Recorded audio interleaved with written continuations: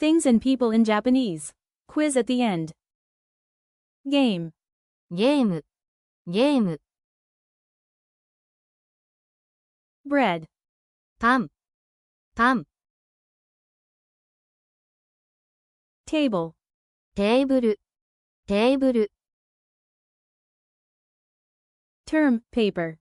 レポート、レポート。Flower. 花、花。Rice. Meal. ご飯、ご飯。Shopping. 買い物、買い物。Picture. Photograph. 写真、写真。Person. 人、人。Child.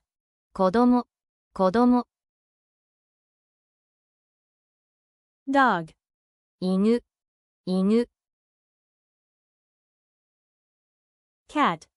猫、猫。Let's practice. Repeat after me. I eat rice every day. 私は毎日ご飯を食べます。私は毎日ご飯を食べます。Does Tanaka do shopping? 田中さんは買い物をしますか？ Yes, I do shopping on weekends. はい、週末に買い物をします。田中さんは買い物をしますか？はい、週末に買い物をします。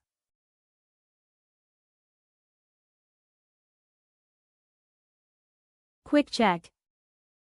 Flower. 花、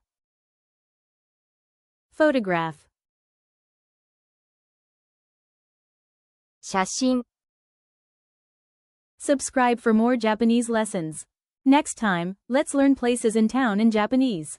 Want to practice with a teacher? I offer online lessons on Preply. Check the link in the description. Thanks for watching.